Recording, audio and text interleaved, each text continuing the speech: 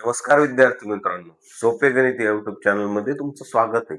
विद्यार्थ्यांनो, आपण मध्य बघितला सांख्यिकीमध्ये, काही एका गुणांचे महत्वाचे गणित बघितले. आता आपण मध्यक बघणार आहोत. मध्य, मध्यक आणि बहुलक अशा पद्धतीने आपला प्रवास करायचा आहे आपल्याला. मग मध्यक मध्ये काय आहे माहितीये का? तुम्हाला जी प्रश्न सारणी दिलेली असते त्या प्रश्न सारणीवरून आपल्याला अशी उत्तर सारणी तयार करायची. मग उत्तर सारणीमध्ये आपल्याला काय करायचे की बाबा सोप्या पद्धतीने सांगायचं म्हणजे पहिल्या रकान्यात कामाचे तास म्हणजे पहिल्या रकान्यामध्ये वरचा रकाना मांडून घ्यायचा. ओके, आता आपण सारणी तयार करायला. पहिल्या रकान्यामध्ये वरचा रकाना म्हणजे 8 ते 10 वर्ग लिहायचे, 10 ते 12, 12 ते 14, त्यानंतर 14 ते 16. ठीक आहे, त्याच्यामध्ये इथे एकूण. ओके, अशा प्रकारे आपण ही उत्तर सारणी तयार करायला. हिला 2 गुण असतात. ठीक आहे, त्यानंतर दुसऱ्या ह्याच्यामध्ये वारंवारता येणार. कशाची? संख्या. कोणाची? कर्मचाऱ्याची संख्या. मग ती किती आहे? 150, 500, 300, त्यानंतर ही 50 आणि एकूण संख्या किती येणार मग यांची? इंत बेरीज करायची जी एन मध्ये दाखवतो आपण. किती? 5 हे 5 10 0 हातचा आला 1 1 आणि 2 2 5 7 7 आणि 3 10 1000. बरोबर, हे झाले एकूण. आता काय येणार इथं? पेक्षा कमी. संचित वारंवारता पेक्षा कमी. संचित वारंवारता हे महत्वाचं आहे आणि ती कशात आहे? पेक्षा कमी. मग पेक्षा कमी मध्ये काय करायचंय आपल्याला? पहिल्या रकान्यामध्ये ऍज इट इज ठेवायची 150. दुसऱ्या रकान्यामध्ये काय करायची? ही आलेली 150 आणि अधिक इथले हे 500 मिसळायचे म्हणजे किती होणार? 650. तिसऱ्यामध्ये काय येणार? इथला आकडा इथं 650 अधिक इथला आकडा प्लस होणार याच्यात म्हणजे 950. पुन्हा शेवटच्या रकान्यामध्ये ही 950 अधिक हे 50 म्हणजे बरोबर किती? 1000. म्हणजे इथं जो आकडा येईल का तो इथं शेवटी यायला पाहिजे, तर आपले हे उत्तर बरोबर आहे. म्हणजे ही झाली उत्तर सारणी परफेक्ट. किती सोपं आहे. पहिला रकाना ऍज इट इज, दुसरा रकाना पण ऍज इट इज. फक्त तुम्हाला तयार काय करायचंय? हे तिसरा रकाना संचित वारंवारता पेक्षा कमीचा. आता आपल्याला काय करायचे? काही गोष्टी याच्यात समजून घ्यायच्यात. मध्यकाचं सूत्र पाठ करायचं. आपलं सूत्र काय? मध्यक बरोबर,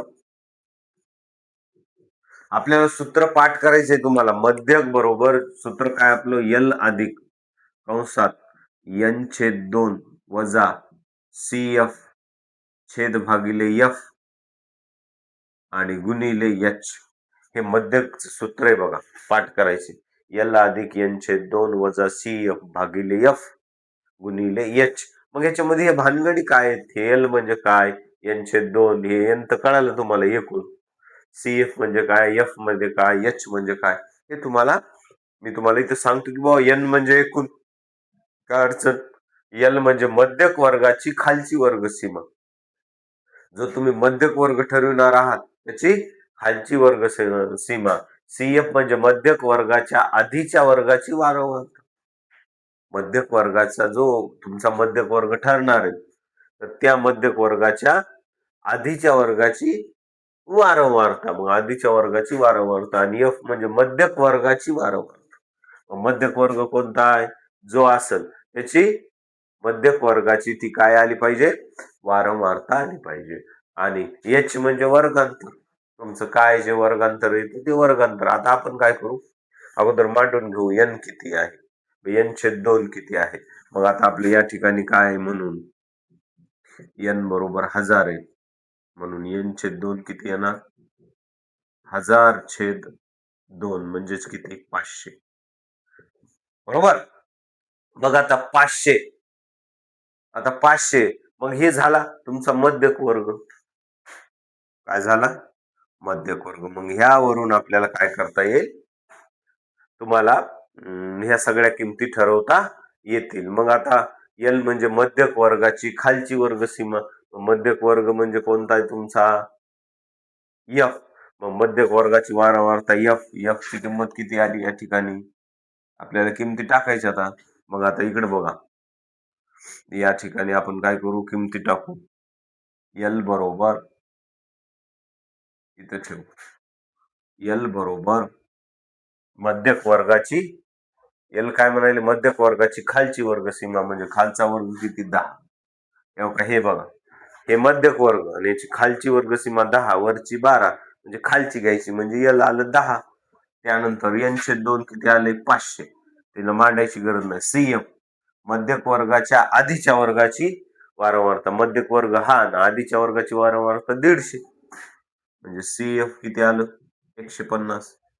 त्यानंतर आपला आता राहिले काय एफ, एफ म्हणजे मध्यक वर्गाची वारंवारता, मध्यक वर्गाची वारंवारता 500 म्हणून एफ किती येणार 500. आता एच वर्गांतर, वर्गांतर म्हणजे कितीचं अंतर 2च झालं. आल्या सगळ्या किमती, एल निघालं, n/2 निघालं, सीएफ निघालं आणि एफ पण मिळालं, एच पण मिळालं. ओके, अशा प्रकारे विद्यार्थी मित्रांनो काढलेल्या किमती आपल्याला कशात ठेवायच्या, सूत्रात ठेवायच्या. म्हणजे म्हणून मध्यक बरोबर, आता क्रिया करू. एल म्हणजे किती 10 अधिक कंसात n/2 म्हणजे n/2 किती आहे 500, 500 डायरेक्ट मांडू. सीएफ किती आहे 150 छेद एफ किती आहे 500 आणि गुणिले एच किती आहे 2. बघा आता म्हणजे 10 अधिक 500तून 150 गेले 350 छेद 500 आणि गुणिले 2. बरोबर, म्हणजे 10 अधिक हे शून्य काटा, हे शून्य काटा. त्यानंतर आता ह्याची काट जर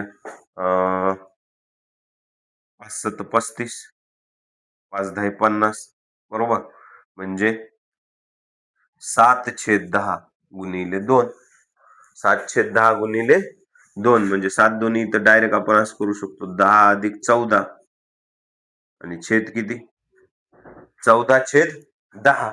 मग आता 14/10 ने जर 14ला भाग दिला तर 1.4 चा भाग बसतो, म्हणजे इथं काय येणार 10 अधिक 1.4 म्हणजेच किती येणार 10 अधिक 1.4 म्हणजे 10 ने भाग दिला ना तर आपली येणार आपला 10 अधिक 1.4 म्हणजे 11.4 तास हा झाला काय झाला मध्यक. अशा प्रकारे विद्यार्थी मित्रांनो आपल्याला काय करायचंय की बाबा एखाद्या सामग्रीवर दिलेल्या सामग्रीचा मध्यक कसा काढायचा आहे, तर अतिशय सोपे 3 गुण मिळवण्यासाठी मध्यक आहे 3 उभी असणारी सारणी तयार करायची.